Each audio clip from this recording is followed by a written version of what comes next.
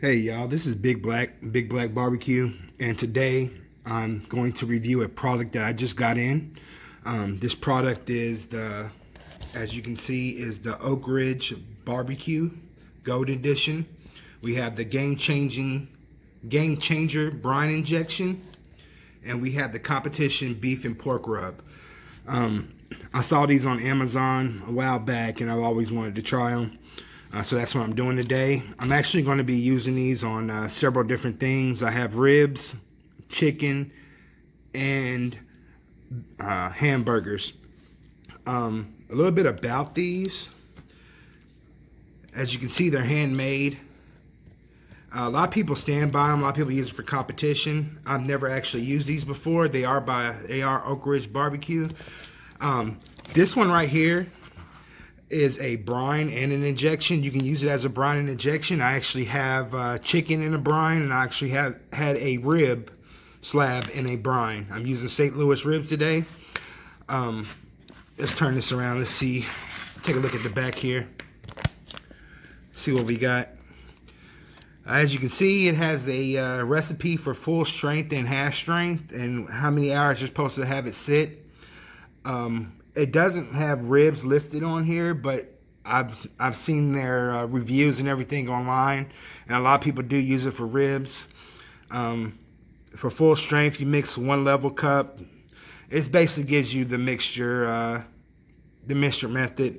Down here at the bottom, as you can see, looks like we have sea salt, raw cane sugar, garlic, black pepper, onion, spices, and chili. For that. Now this can be used as an injection and a brine. And then over here, we have the Competition Beef Rub. Take a look at the back of this. Raw cane sugar, sea salt, black pepper, ground chilies, and it includes all the chilies, garlic, onion, turmeric, celery seed, cumin, and other spices. Doesn't really have any instructions on this, so I guess it's just the actual rub. Well, there you go, right there. At least allow 30 minutes prior to cooking. Get a look at that little thing right there. Use it for steaks, brisket, burgers, chops, pulled pork, and beef short ribs and pork spare ribs. They came in these containers, I guess, packages.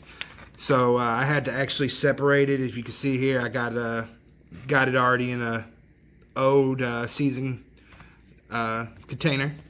But I'm gonna go ahead and taste this one right here. I got some spread out right here, so let me go ahead and let me taste it, see what it tastes like. I always do a taste test with new rubs just to see what they taste like beforehand and when they go on. So let me go ahead and taste this.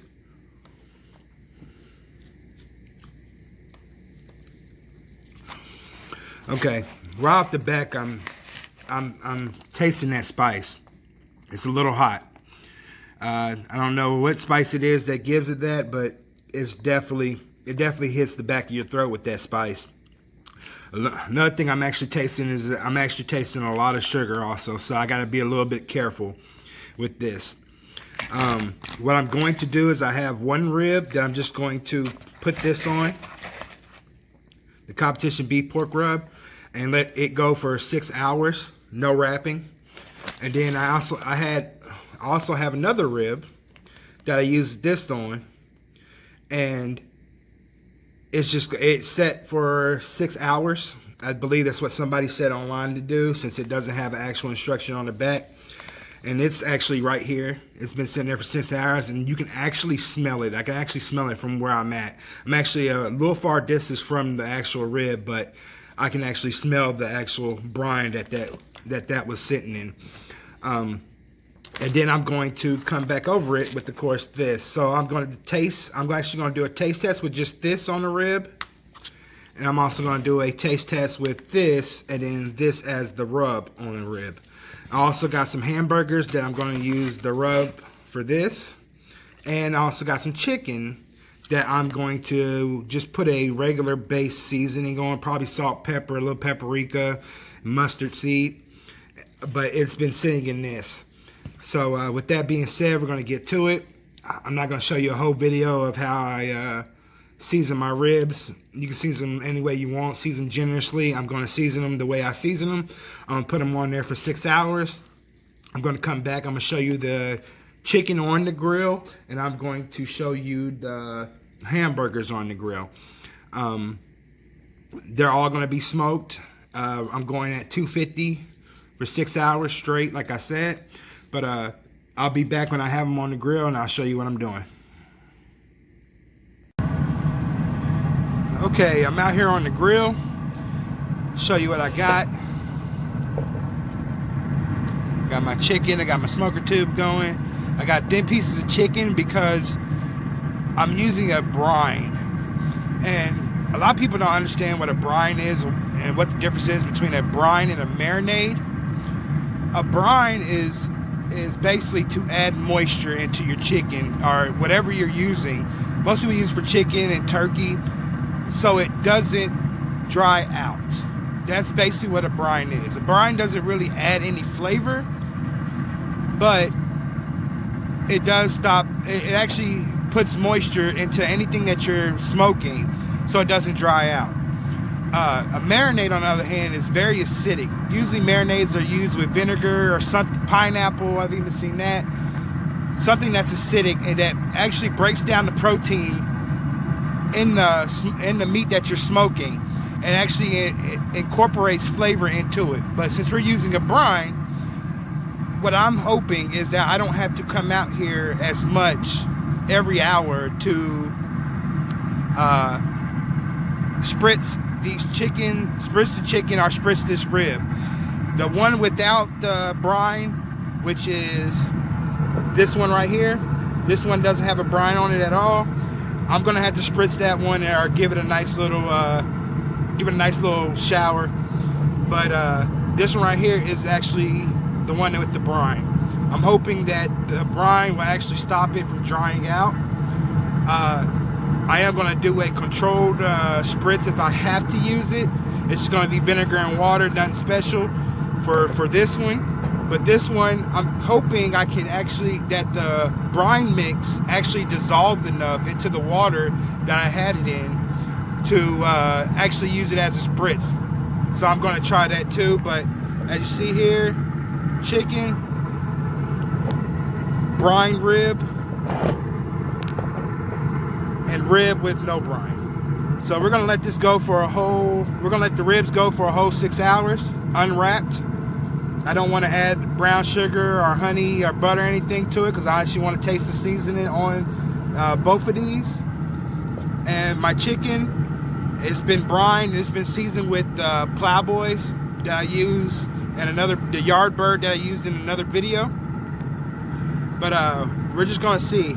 I want to see if this holds moisture, and I want to see if this holds moisture, and I also want to see what they taste like.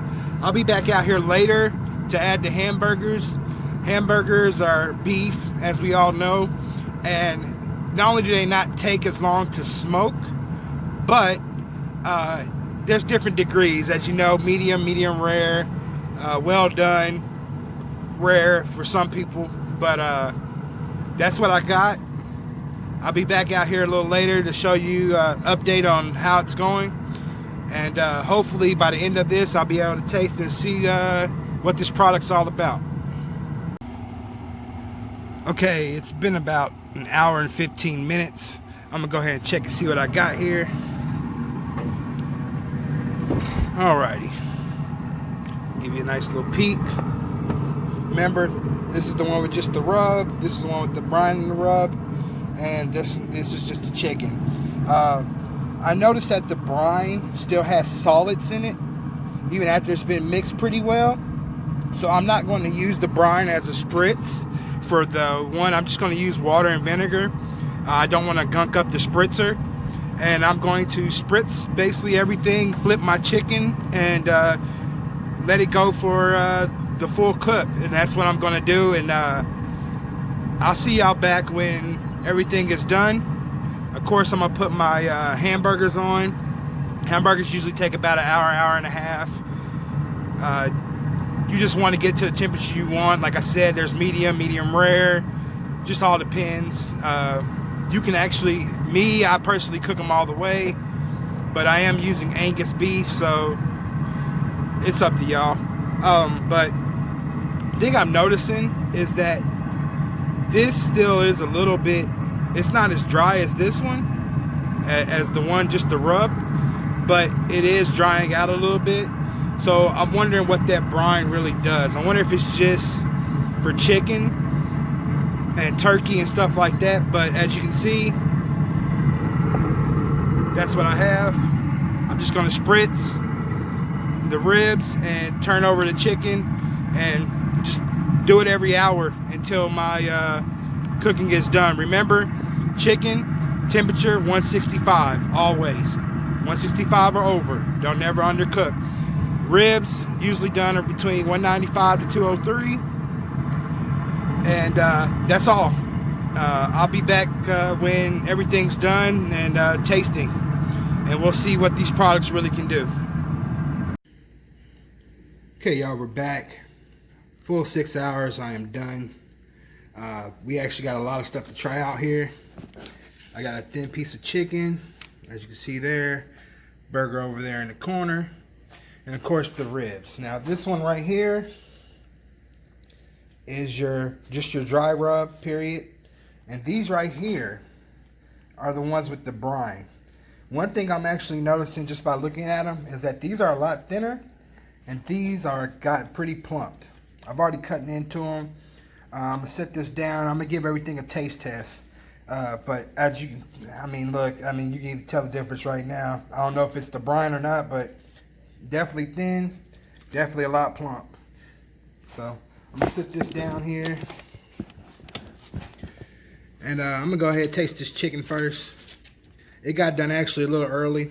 It's a little thin. I made it thin because I wanted to know if the brine was actually gonna keep it moist throughout the smoke.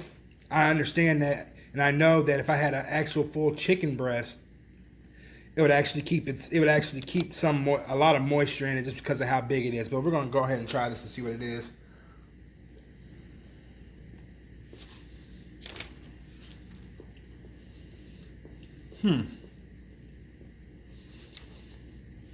That rub. But one thing I'm noticing that this has been off the grill for a while. And it actually still has a lot of moisture. I kind of thought it would be dried out because of how thin it is. But definitely a lot of moisture. So that's a good thing about the brine. Hopefully it holds true for the ribs. I'm going to try this burger next. It has nothing on it, but it does have that beef and pork rub. So we're going to try this, give it a taste, see what it looks like.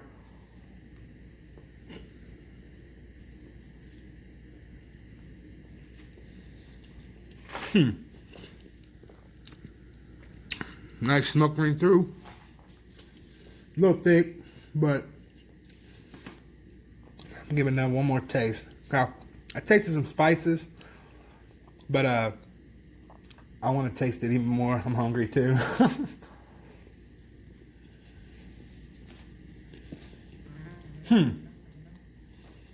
There's definitely some spice in there. I don't know what it is, but there's definitely some spice in there. It's like it hits you and then it just like gets coated with sugar. But that is actually pretty good. I'm gonna try one of these ribs. I'm gonna go ahead and try the ones without the rub first. Without the brine first, just to see. Let's pick one here, just to see what the rub tastes like. Let me get a good one. Ooh, they've already fallen off the bone. So you know that. Get a look at that smoke ring. Got a little bone right there, but we're gonna give this one a taste.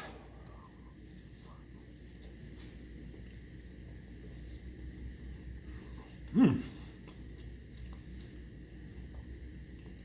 tell you what, that bark, there is a good bark on there.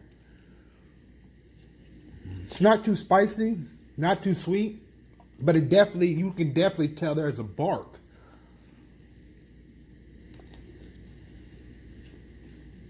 Oh yeah, that's some good stuff. I'm gonna take the whole rib. It's not peppery at all. I don't feel any I don't taste any pepper, really. I just taste the spice, and then I taste the sugar coat on top of that. So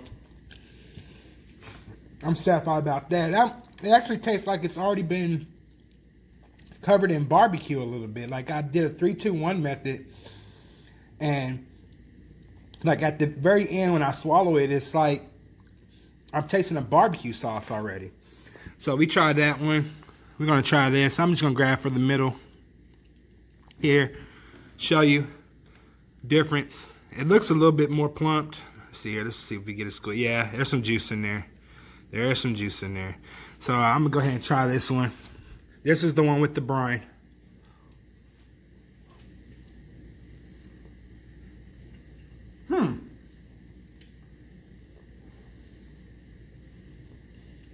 Okay, clean off the bone. The thing I'm noticing is that is a lot more tender. A lot more tender. And I don't know what it is, but it kind of like it enhanced the flavor of the rub. I'm not sure how. Like I said, brines are usually to make food more tender and more moisture. As you can definitely see, I'm squeezing it. There is moisture coming out of here. But I don't know. It just like it intensified the rub. The same rub. So I'm wondering if it'll do it for any other rub. Let me get another taste here.